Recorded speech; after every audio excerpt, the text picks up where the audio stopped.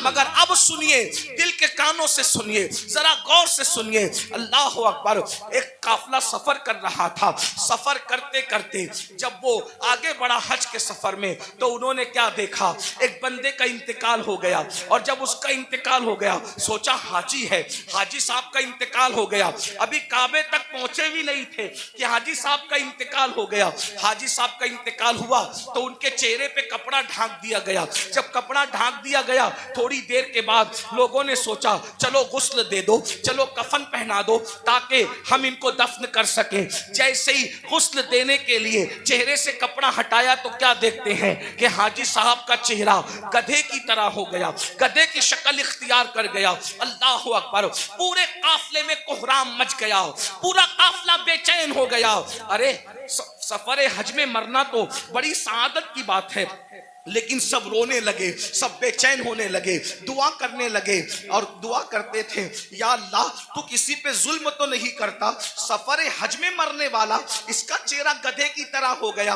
अल्लाह अकबर। तो किसी की आंख लगी तो ख्वाब में इरशाद फरमाया गया, तुम इसके गधे की तरह चेहरा होने पर अफसोस और ताज्जुब करते हो, ये नहीं पूछते कि इसका चेहरा सफर हज में भी आखिर गधे की तरह क्यों हो गया।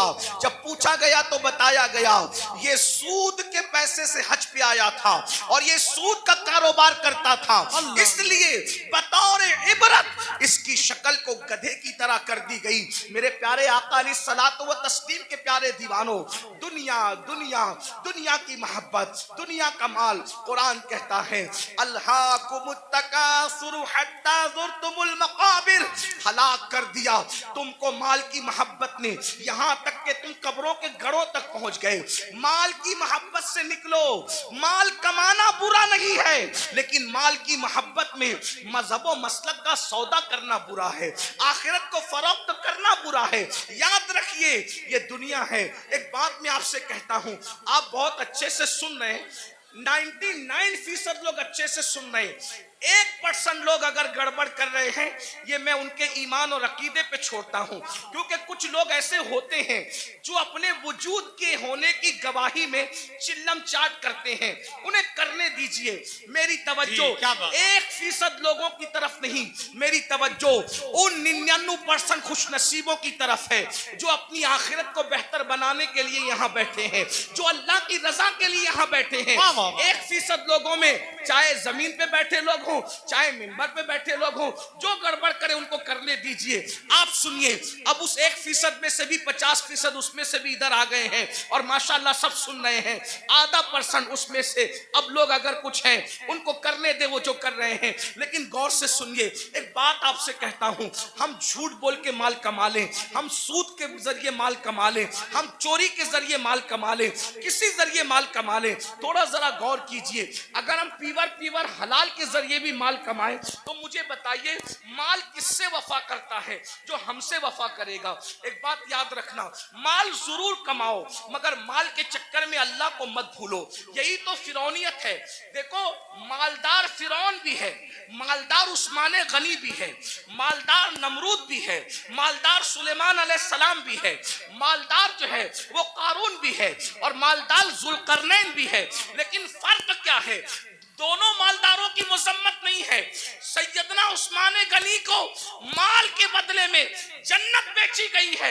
अगर माल बुरा होता तो उस्मान गनी की भी बुराई की जाती माज़अल्लाह माल की बुनियाद पर, लेकिन कोई उस्मान गनी की बुराई नहीं करता। अल्लाह अकबर। कारून की बुराई होती है, उस्मान की बुराई नहीं होती। वजह, माल ने कारून को अल्लाह का बागी बना दिया और माल ने उस्मान गनी को जन्नती बना दिया। माल बुरा नहीं है, माल का इस्तेमाल बुरा है। हुकूमत मिली, नमरूद बिगड़ गया। हुकूमत मिली, सुलेमान अलैहिस्सलाम को हुकूमत ने नहीं बिगाड़ा, बल्कि जब भी नेमत मिलती है तो सुलेमान अलैहिस्सलाम कहते हैं कि सुबहान रब्बियल आला। नमरूद कहता है अना रब्बुकुमुल आला और सुलेमान कहते हैं सुबहान रब्बियल आला। माल बुरा नहीं है, माल के चक्कर में अल्लाह को भूल जाना बुरा है। अब आपसे पूछता हूं, कितने ही मालदार हैं हम? थोड़ा गौर, मिंबर वाले भी गौर।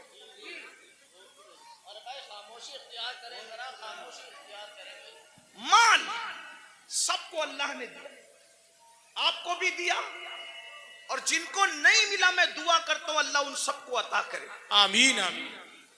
लेकिन सुनो, माल आपने कमा लिया, बहुत माल मिल गया, माल मिलने के बाद आपको अल्लाह न करे, 1000 बार न करे, डॉक्टर ने कह दिया कि ये सीरियस है। कितने भी बीमार हैं आप, अल्लाह ना करे, अल्लाह आपको कभी बीमार ना करे, सबको सेहत दे, लेकिन एक ग्राउंड रियलिटी होती है ना कि बीमार तो आदमी ने पड़ना ही है। बड़े से बड़ा आलिम हो, खतीब हो, सैयद साहब हो, पीर साहब हो, डॉक्टर साहब हो, इंजीनियर साहब हो, बीमार तो पड़ना ही है। डॉक्टर ने कहा ये सीरियस है, इनका मामला जो है थोड़ा सा नाजुक है। आप मुझे बताएं, आपने 5 करोड़, 10 करोड़, 20 करोड़ का बंगला बनाया, लेकिन जैसे ही डॉक्टर ने कहा सीरियस है, बोलो कि आप बंगले में रहेंगे? थोड़ा तसव्वुर कीजिए। देखिए, जलसे जो है, दीनी जलसे, वो भीड़ इकट्ठा करने के लिए नहीं होती। भीड़ आती हम इसलिए खुश होते हैं कि जितने ज्यादा लोग तक पैगाम पहुंचेगा उतना ज्यादा फायदा है, लेकिन भीड़ इकट्ठा करने के लिए सियासी जलसे होते हैं, मजहबी नहीं होते। इतना याद रखें। हम 22,000 पर खुश होने वाले लोग नहीं हैं, हमें तो 72 वफादार चाहिए। वाह वाह वाह, सुभान अल्लाह सुभान अल्लाह, वाह वाह वाह। करबला में एक तरफ 22,000 गुंडे थे और एक तरफ 72 वफादार। सुभान अल्लाह सुभान। 22,000 का नाम नहीं मिलता, तवज्जो, 22,000 का नाम नहीं मिलता और 72 का नाम मिटता नहीं। उनका नाम मिलता नहीं, इनका नाम मिटता नहीं। वजह कि वो 22,000 होकर भी मुखलिस नहीं थे और ये 72 होकर भी अल्लाह के वफादार और मुखलिस बंदे। सुभान अल्लाह सुभान अल्लाह। इसलिए ध्यान से सुनो, गौर से, 5 करोड़ का बंगला 10 करोड़ बनाओ, हम मना नहीं करते। हमारा तसव्वुफ तो कादरी तसव्वुफ है, अच्छा खाओ, अच्छा पहनो, अच्छे अमल करो, हम मना नहीं करते। हम दकियानुसी फिक्र के लोग नहीं हैं। हम लोग ऐसा नहीं कहते कि जो जितना धार्मिक होगा वो उतना शादियों से दूर होगा ना। मजहबी बनकर, बल्कि मजहबी बनने का ढोंग रचाकर शादी ना करना और फिर सफेद दाढ़ी होने के बाद रेप केस में जेल में पड़े रहना, ये कौन सी मजहबियत है? ये कौन सी मजहबियत? हमारा मजहब तो ये, जब मजहब की जान मोहम्मदुर रसूलुल्लाह निकाह करते हैं तो निकाह करना ये मजहब के खिलाफ नहीं है, बल्कि निकाह करना ये तो मजहब का हिस्सा है। अल्लाह अल्लाह सुभान अल्लाह सुभान अल्लाह। अपना मजहब इतना अजीम मजहब है, इंजॉय के सारे रास्ते बताता है, बस ये कहता है हराम न करना। जैसे तवज्जो करें, दूसरे लोगों का हाल, दूसरों से मुराद कोई टारगेट पे नहीं है, लेकिन आप ढूंढे गूगल पे वो दूसरे कौन है, थोड़ा आप भी अपनी जिम्मेदारी निभाएं। ऐसा नहीं कि इंटरनेट पर सिर्फ फिल्में ही देखें, इंटरनेट पे जरा ऐसे लोगों को भी तो सर्च करो जिनको लोग ढूंढ रहे हैं। कुछ लोग कहते हैं मजहबी हैं इसलिए सैर नहीं कर सकते, घूम फिर नहीं सकते।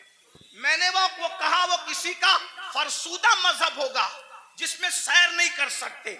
मेरा मजहब कहता है सीरू फिल अर्द, जमीन की सैर करो, बल्कि सैर भी हमारे यहाँ सुन्नत है। क्यों? इसलिए कि जब हमारा नबी सैर करता है, तवज्जो, हमारा नबी सैर करता है, और कैसी सैर, जिसकी सैर को कुरान यूं बयान करता है, सुब्हानल्लज़ी अस्रा बिअब्दिही लैलन मिनल मस्जिदिल हराम इलल मस्जिदिल अक्सा अल्लज़ी बारकना हौलहू लिनुरियहू मिन आयातिना इन्नहू हुवस समीउल बसीर। अल्लाहु अकबर। जब नबी ने सैर की है तो उम्मती सैर क्यों ना करे? लेकिन सैर बता दी गई जी, जब सैर करने जाओ तो पाप न करो। क्या बात, वाह वाह वाह वाह वाह, बहुत अच्छा हजरत। सैर करने जाओ तो शराब न पियो। सुभान अल्लाह। सैर करने जाओ तो औरतों पर पाप की नजरें न डालो। हम भी सैर करते हैं, रसूलुल्लाह ने भी सैर की। जब हुजूर पहुंचे मस्जिद अक्सा तो अल्लाह ने उनकी मेहमानी की। माशाअल्लाह। हुजूर के सामने 2 चीजें आई, अलग अलग रिवायत है, मौके की मुनासिबत से दो चीजें पढ़ रहा हूं, तीन का भी जिक्र है। हुजूर के सामने दो चीजें, शराब भी रखा गया, दूध भी रखा गया। तवज्जो, जी। सैर है, सैर में अल्लाह की तरफ से बतौर इम्तिहान शराब भी रखा गया, दूध भी रखा गया। दोनों में से जो चाहो पियो, इसलिए कि आदमी जब सैर के लिए निकलता है तो अपनी मौज में होता है।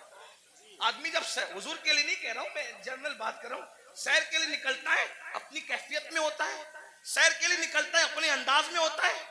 सैर में अच्छे अच्छों को पहचान सकते हो कि कौन कितना मुत्तकी है। आम सफर में पहचान में आ जाते हैं तो सैर में तो और पहचान में आते हैं। जब हुजूर के सामने रखा गया दूध और शराब, हुजूर ने शराब नहीं पिया, हुजूर ने दूध पिया। हुजूर ने दूध पिया। जिब्रील ने कहा हुजूर आपने अच्छा किया, शराब नहीं पिया। अगर शराब पी लेते तो आपकी पूरी उम्मत गुमराह हो जाती।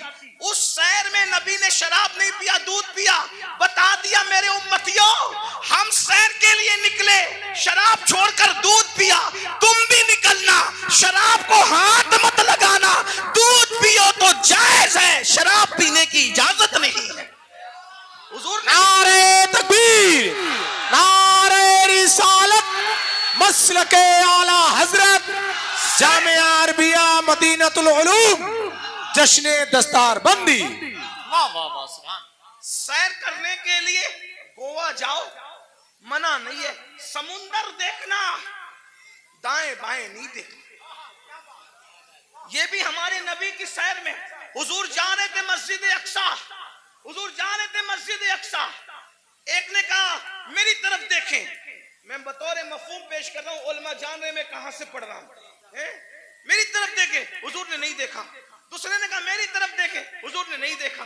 तीसरे ने कहा मेरी तरफ देखे, नहीं देखा।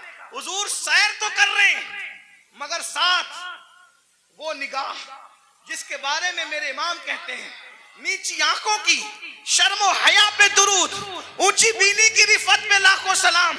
अल्लाह अकबर। तालीम उम्मत के लिए सैर भी हो रही है, नजर नहीं भटक रही है, नजर अपने मकसद पे लगी हुई है। जब मस्जिद अक्सा पहुंचे तो जिब्रील ने कहा या रसूलल्लाह आपने अच्छा किया, आपने उस बुढ़ी को नहीं देखा है? उस बुढ़िया को नहीं देखा। वो बुढ़िया जानते जो बन सवर का सच सवर के आई थी कौन थी? आपने नहीं देखा ना उस बुढ़ी को? हुजूर ने मैं नहीं देखा। अब वो कौन थी? कौन थी? वो दुनिया थी। दुनिया दुनिया बुढ़ी हो गई है, बन संवर कर आई है बुढ़ी, आपने नहीं देखा। अगर आप उसकी तरफ मुतवज्जे होते, अगर आप उसकी तरफ मुतवज्जे होते तो आपकी उम्मत दुनियादार हो जाती। फिर किसी ने कहा मेरी तरफ देखें, वो यहूदियों का दाई था, अगर आप उसकी तरफ देखते आपकी उम्मत यहूदी हो जाती। वो ईसाइयों का दाई था, जिसने मुतवज्जे किया, आप उसकी तरफ मुतवज्जे होते आपकी उम्मत ईसाई हो जाती। वो मजूसियों का दाई था, आप उसकी तरफ मुतवज्जे होते आपकी उम्मत आतिश परस्त हो जाती। लेकिन आपने किसी की तरफ नहीं देखा। तो भाइयों, हमारे मजहब में सैर करना मना नहीं है, बल्कि सैर के दरमियान जो हराम काम करते हो वो मना है। गाने सुनते हो वो मना है, हराम काम करते हो वो मना है। इस्लाम कहता है एंजॉय करो, हराम काम मत करो। मैं बार बार इस पे कह चुका हूं। उस्मान गनी मालदार है, अपने माल की बुनियाद पे 2 बार जन्नत खरीदी, और हजरत उस्मान ने ऐसी जन्नत खरीदी कि अल्लाह के रसूल ने यहां तक कह दिया आज के बाद उस्मान कुछ भी कर ले वो जन्नत ही में दाखिल होगा। अल्लाह अल्लाह, सुभान अल्लाह, सुभान। ये माल की बरकत है। तो माल अगर मस्जिद में दो सुभान अल्लाह, मदरसे में दो सुभान अल्लाह, माँ बाप पे खर्च करो सुभान अल्लाह, भाई बहनों पे खर्च करो सुभान अल्लाह, गरीब यतीम मिस्किनों पे खर्च करो सुभान अल्लाह। लेकिन अगर माल की वजह से अल्लाह को भूल जाओ, फिरौनी सोच हो, नमरूदी सोच हो, कारूनी सोच हो। अब थोड़ा गौर करो, मैं जो कह रहा था, माहौल बन चुका, थोड़ा सुन, अच्छा माहौल बन गया, थोड़ा सुन ले, सुनने का माहौल बन गया। हाँ, एक तकरीर के बाद हमारे भाई हजरत अल्लामा जाहिद हुसैन साहब कह रहे थे कि तेरा ही हौसला है कि इतनी चीख चिल्लाट में तू बोलता है। तो मैंने कहा मैं क्या बोलूं, इसलिए कि मैं तो एक ही के लिए बोलता हूं, मजमा सैकड़ों का हो, हजारों का हो, और शुक्र के तौर पे लाखों के मजमे में भी मैंने बोला है, बोलता हूं, लेकिन बोलता हूं एक ही के लिए, बस एक ही के लिए। तुम कितना ही शोर कर लो, उस एक तक मेरी आवाज पहुंचने से कोई नहीं रोक सकता, और वो एक है मेरा अल्लाह, और वो एक है उस एक का एक गुंबदे खजरा का मकी, जो पिया को भाई अख्तर, वो सुहाना राग है। बात है, वाह वाह। जो पिया को भाई अख्तर, सुभान अल्लाह। वो सुहाना राग है। जिससे ना खुश है पिया, वो रागनी अच्छी नहीं। रागनी अच्छी नहीं। आप कितना भी चिल्लाएं, डिस्टर्ब करें, मैं डिस्टर्ब नहीं होऊंगा, क्योंकि मेरी तवज्जो उस एक की और उस एक के एक की तरफ है ना। लेकिन अगर आपकी तवज्जो भी हो जाए तो आपके साथ मेरी भी बिगड़ी और मेरे साथ आपकी बिगड़ी बन जाएगी। और मैं खुश हूं, मुरादाबाद के गिरदो जवानिब में लोग बहुत अच्छा सुनते हैं, अच्छा जमा होते हैं। इसमें हमारा कमाल नहीं है, इसमें हुजूर सदरुल अफाजिल फखरुल अमासिल अल्लामा सैयद नईमुद्दीन मुरादाबादी की मेहनतों का नतीजा है। हज़रत अल्लामा मुफ्ती अजमल संबली रहमतुल्लाह अलैह की काविशों का नतीजा है। सैयद किफायत अली काफी मुरादाबादी की मेहनतों का नतीजा है। असलाफ ने मेहनत की है, उनके लगाए हुए पौधों को हम पानी देने के लिए आते हैं, इससे ज्यादा हमारी औकात नहीं है। अगर असलाफ ने पौधे न लगाए होते तो हम कभी भी इन पौधों को पानी देने का शरफ हासिल नहीं करते। इसलिए आए हो, सुन लो, हो सकता है इस फकीर बेनवा की आवाज अल्लाह दिल में उतार दे तो तुम्हारी भी बिगड़ी बन जाए, मेरी भी बिगड़ी बन जाए।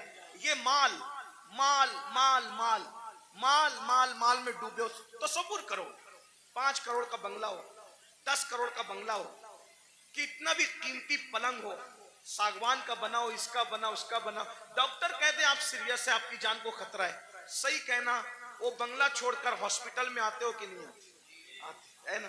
देखो ये अल्लाह की आजमाइश, इम्तिहान है। और वो हॉस्पिटल हमारे लिए किराए का होता है कि नहीं, किराए का हो।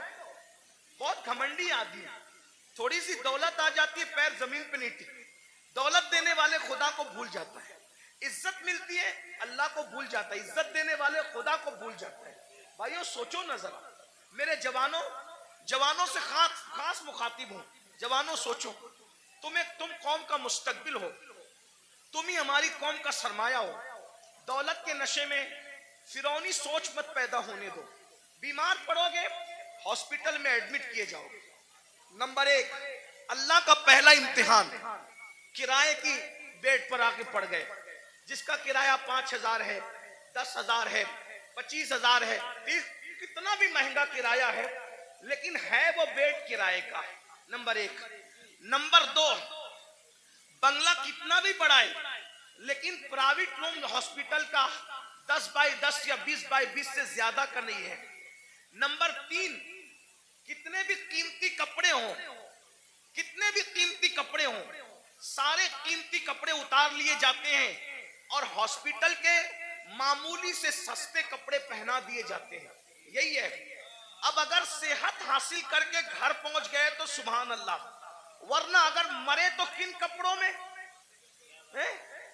किस पर घमंड कर रहे हो, किस पर इतरा रहे हो?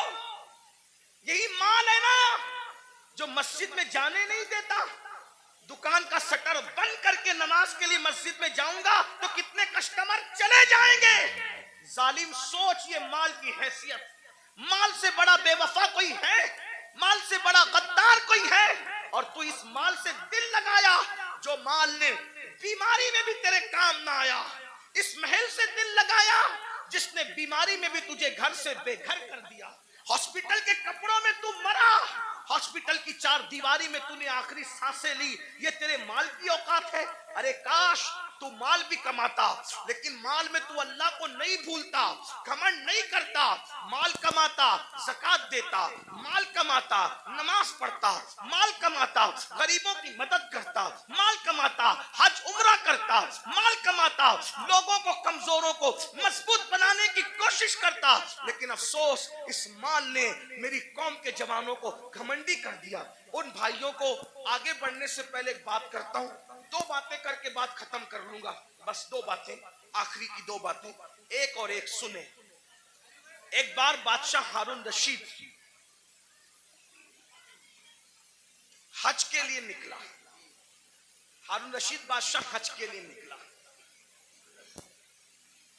न इधर उधर की तू बात कर, ये बता के काफिला क्यों लुटा। मुझे रहजनों से गरज नहीं तेरी रहबरी का सवाल। पहले मिंबर ही मिंबर पे बैठना सीख ले। तो अपनी औकात से बढ़ के कुछ नहीं कहूंगा, लेकिन बहुत दुख की बात है, मिंबर वाले मिंबर पे बैठना सीख ले। बस मिंबर पे तो अब हर आदमी को आप घुसा कर लाते हैं, मियार भी मिंबर का खत्म। हमारे दादा मुर्शिद हुजूर मुफ्ती आजमीन के दौर में मजाल थी कोई अवाम में से पब्लिक पे चढ़ती, मिंबर पे चढ़ नहीं। हुजूर मुजाहिद मिल्लत के दौर में मजाल थी कोई मिंबर पे नहीं। यहां तो हाल यह है कि बस कोई मियार ही नहीं। इन्ना लिल्लाहि अल्लाह रहम करे। दो बात सुने, बात खत्म कर। हारून रशीद जैसा बादशाह, वो सिर्फ करोड़पति अरबपति फैक्ट्री और जो है वो कारखानों का मालिक नहीं था। मुरादाबादी बर्तनों की फैक्ट्री उसकी नहीं थी, बल्कि वो इतना बड़ा बादशाह था कि वो बादलों को कहता था, बादलों को, ए बादलों जहां चाहो बरस जाओ, जहां चाहो बरस जाओ, तुम जहां बरसोगे मेरी ही हुकूमत होगी। इतना बड़ा हुकूमत का मालिक वो हारून रशीद। हज के लिए जब निकला ना, वो ये सब लोग जो डिंग डांग करते हैं ना, ये दुनिया के हुक्मरान, उसके सामने कुछ भी नहीं है। ये 25 लोग हैं, मैं किसी का नाम नहीं ले रहा हूं, बच्चे हैं। उसको देखो, ये ग्रीन कालीन, ये रेड कालीन कितना इतराते हैं। फ्लाइट से लेकर के अगर एयरपोर्ट के दरवाजे तक हुक्मरानों को मिल जाए तो। हारून रशीद, गौर कीजिए, तारीख है, तारीख। कितना मालदार होगा वो बादशाह कि बगदाद से जब हज को चला है तो बगदाद शरीफ से लेके मक्का शरीफ तक उसके लिए कालीन बिछाया गया। गौर करें, इतना मालदार आपके मुरादाबाद में, अपने इंडिया में कोई नहीं होगा। इंडिया में क्या, सऊदी में भी कोई नहीं होगा, बर्तानिया और अमेरिका में भी कोई नहीं होगा। आप घमंड मत कीजिए, हमसे मालदार लोग गुजर चुके। उसका हज कितना कर्रो फर वाला था, कितना कर्रो फर वाला था। मैं अभी आपको बहुत करंट लगने वाली गुफ्तगू करूंगा। हारून रशीद की बेअदबी नहीं कर रहा हूं, लेकिन इबरत के लिए बता रहा हूं, तवज्जो करना। इतना बड़ा कर्रो फर वाला आदमी मक्के शरीफ तक कालीन बिछा उसके लिए कि कहीं बादशाह का पैर जमीन पे न पड़े। रास्ते में उसको मिल गया अहलुल बैत का दीवाना, जिसे दुनिया कहती है बहलूल दाना। वो दीवाना मिला बहलूल। ओ बहलूल ने कहा, ओ हारून किधर जा रहा है? तो दीवाना ही था। सब लोग उसको खलीफा, बादशाह, अड़गम जड़गम कहते थे, लेकिन दीवाने लोग किसी को खातिर में नहीं लाते, और जो खातिर में लाते वो दीवाने नहीं होते हैं। याद रखना, जो खातिर में लाते वो दीवाने नहीं होते, जो दीवाने होते किसी को खातिर। भाई तू वजीर होगा अपने घर का, मैं तो दीवाना हूं।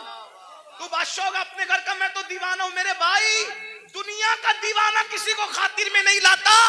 तुम कैसे आशिके रसूल हो कि तुम लोगों को खातिर में लाने लगे हो? इश्क की एक्टिंग तो नहीं कर रहे हो। जो आशिक होगा दौलत को भी खातिर में नहीं लाता, दौलतमंदों को भी नहीं लाता, बादशाही को भी नहीं लाता, बादशाहों को भी नहीं लाता। उसके नजदीक कोई कुछ नहीं है, उसके नजदीक सिर्फ महबूब महबूब है, बस महबूब महबूब है। हमें महबूब से प्यार ही कितना है भाइयों। बहरहाल दूर ना निकले बात। ओ हारून किधर जा रहा है? बादशाह को छेड़ा उसने, बहलूल ने।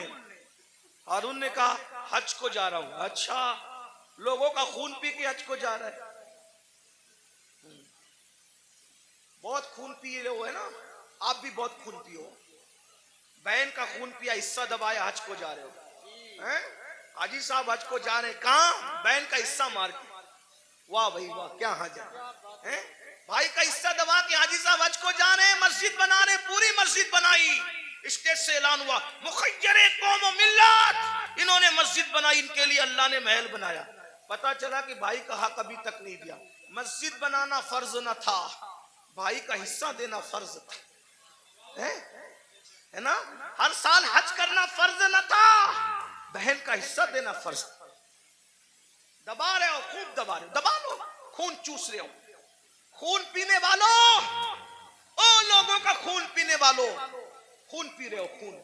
मेरे मुर्शिद हुजूर गौस पाक कहते थे, दिन भर रमजान शरीफ में पानी नहीं पीते, शरबत नहीं पीते, खाना नहीं खाते, और इफ्तार करते हो तो लोगों के खून से करते। आप में की भी बहुत सारे लोग खून से इफ्तार करते, खून से।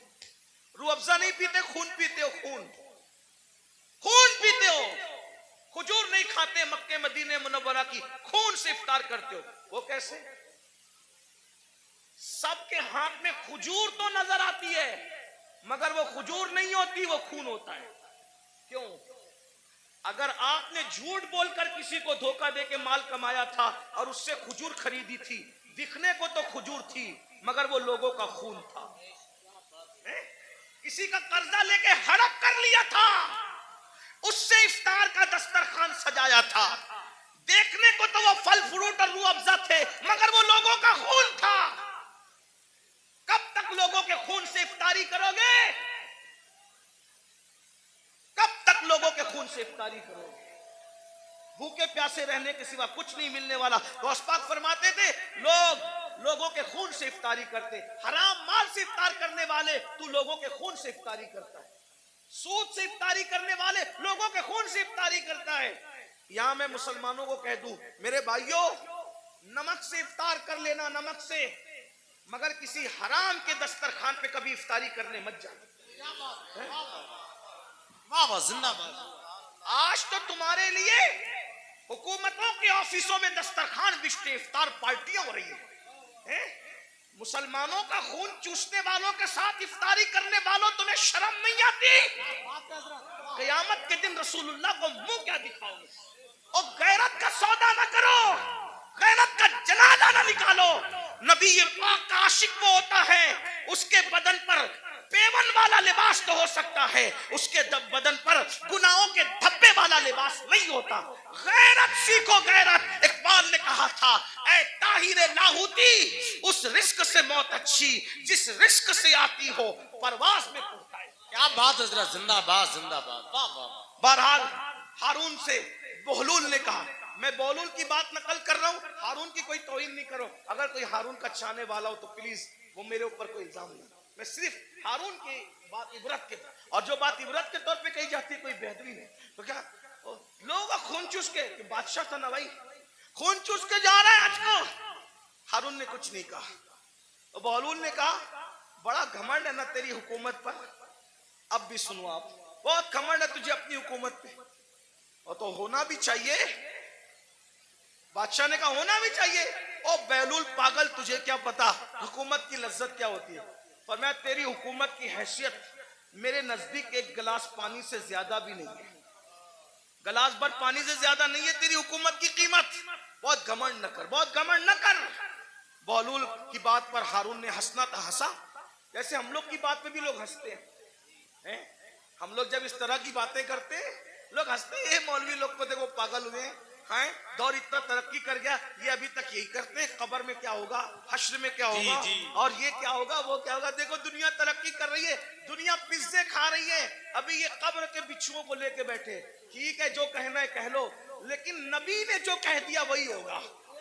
पिज्जा खाने वाले हो, बर्गर खाने वाले हो, बिरयानी खाने वाले हो, या फाका करने वाले हो, या रोजा रखने वाले हो, कब्र में जाओगे। जिसके लिए नबी ने जो कह दिया सो वही हो करके रहेगा। मौजिज़ा मेरे नबी का कह दिया तो हो गया, आपने कतरे को दरिया कह दिया तो हो गया। तुम्हारे मुंह से जो निकली वो बात हो के रही, उन्होंने जो कहा वो हो करके रहेगा। और बहलूल ने कहा, तेरी हुकूमत की कीमत एक गिलास पानी से ज्यादा की नहीं है, बड़ा घमंड मत कर, इतना मत। उसने कहा एक गिलास पानी कहाँ? कहा ये बता। हारून को कहा बता, अगर तू रास्ता भटक जाए तो सफर में जाना हज के, रास्ता भटक जाए, खाना पीना खत्म हो जाए, तेरे सारे चमचे वमचे बिखर जाए, तू अकेला पड़ा रहे, पानी ना मिले, खाना ना मिले, मरने के करीब आ जाए और उस वक्त तेरे पास कोई आगे कहे कि हारून मैं तुझे एक गिलास पानी पिलाऊंगा, बोल कितने में खरीदेगा? बोल कितने में खरीदेगा एक गिलास पानी? वो पानी पिलाने वाला बोलेगा मैं आधी हुकूमत दे मांगता हूं तुझसे और एक गिलास पानी तुझे देता हूं, बोल खरीदेगा कि नहीं खरीदेगा? हारून ने कहा ओ पगले बहलूल, जान है तो जहान है, अगर मर गया तो कहां हुकूमत में रहेगी और क्या क्या रहेगा? तो मैं एक गिलास पानी को आधी हुकूमत दे के खरीद लूंगा, क्योंकि भाई आधी दे के खरीदा, आधी तो बची, आधी से तो लुत्फ उठाऊंगा।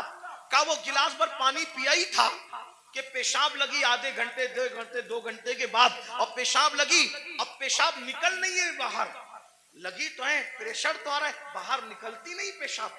ऐसे में कोई आकर कहे मैं ऐसा नुस्खा जानता हूं, अगर वो चुटकी तुझे खिला दूं तो अभी पेशाब हो, लेकिन वो नुस्खा जो चुटकी भर खिला करके तुझे पेशाब करवाना है, आधी हुकूमत देगा तो मैं वो नुस्खा तुझे दूंगा, वरना नहीं दूंगा।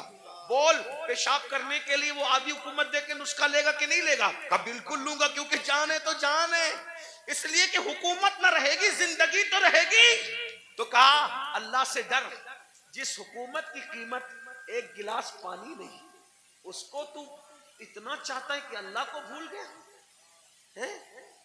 बताओ हारून रशीद की कब्र पर कितने लोग जाते हैं फातिहा करने? कितने लोग हारून रशीद के नाम पे न्यास करते हैं? हारून रशीद के नाम पे कितने लोग जलसा करते हैं? कितने लोग जुलूस करते हैं? बोलो है? कितने लोग उसकी मुरीदी का ऐलान करते हैं? बादशाह था, बादशाह, इतना बड़ा बादशाह कि बादलों को कहता था जहां जाओगे जा करके बरस जाओ, मेरी हुकूमत होगी। लेकिन ना नाम है, ना अल्लाह ऊपर कोई दुआ करने वाला है, ना कोई नाम लेने वाला है, ना कोई तारीफ करने वाला है। अल्लाह ऊपर फिर कह रहा हूं, तौहीन के तौर पे नहीं, इबरत के तौर पे कह रहा हूं, है कोई उसके नाम का जलसा जुलूस करने वाला?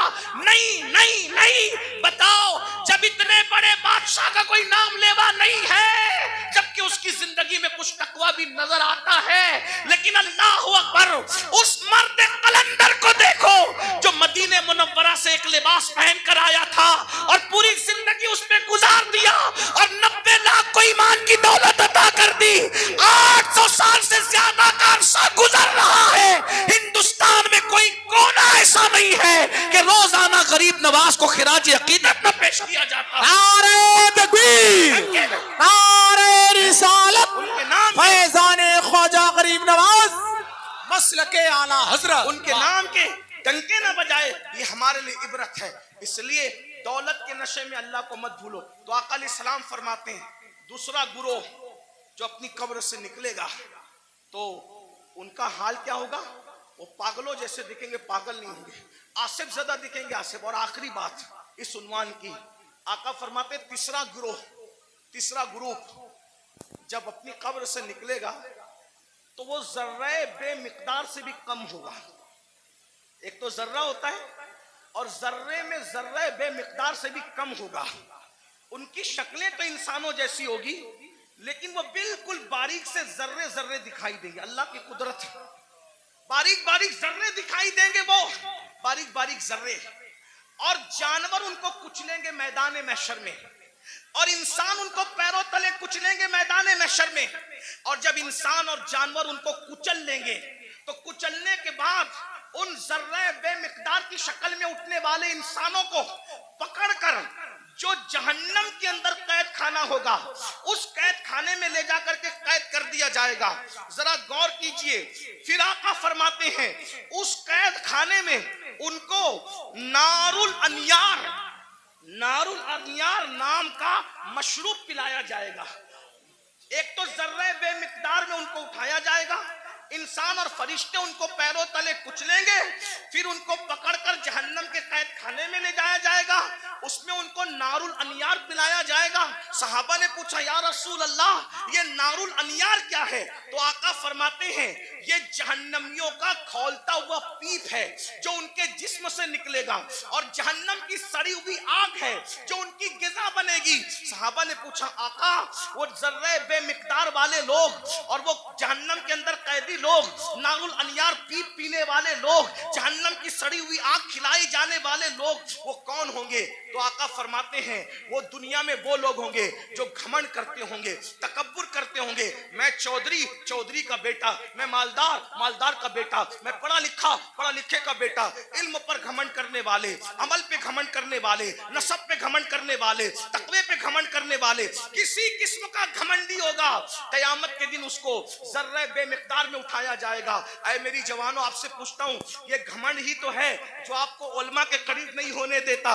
ये तकब्बुर ही तो है जो लोगों को आज दिन से करीब नहीं होने देता। थोड़ी सी दौलत आ गई, गरीब रिश्तेदारों को भूल गए, घमंड कर रहे हैं। थोड़ी सी डिग्री आ गई, दीनदारों को हकीर समझ रहे हैं। अभी देखो ये बच्चे जो हाफिज कुरान हो, कोई इज्जत नहीं हमारे समाज में। आलिमों की और हुफ्फाज की कोई इज्जत नहीं, जबकि हम इनको क्या कहते हैं? नायबे रसूल। कागज पे कुरान लिख दिया जाए तो उसको सर पे रखा जाता है, और सीनों पे कुरान लिख दिया जाए है तो उनको मस्जिद में वो लोग आके बात सुनाते हैं, घर में जिसकी बीवी उसकी बात नहीं सुनती। कागज का लिखा हुआ कुरान सर पे है, सीनों पे लिखे हुए कुरान की क्या कद्र कर? भाइयों, कद्र करना चाहिए। ये जो बेकदरी उलमा की करते हो, बेकदरी हुफ्फाज की करते हो, दीनदार तबके आप लोग नहीं करते। आप लोग तो बहुत मोहब्बत करते हैं, लेकिन इंटरनेट के जरिए से आवाज वहां तक पहुंचती है जो घरों में बैठे हैं, जो हमें सुनना नहीं चाहते। इंटरनेट के बहुत से नुकसानात है, लेकिन कुछ फायदे ये भी हुए कि जो तबका हम लोगों की आवाज से नफरत करता था, वो भी कहीं ना कहीं चुपके सुनने लगा, और कहीं ना कहीं बर्फ पिघलने लगी। हाँ, ये हो रहा है फायदा, कुछ नुकसान भी हुआ।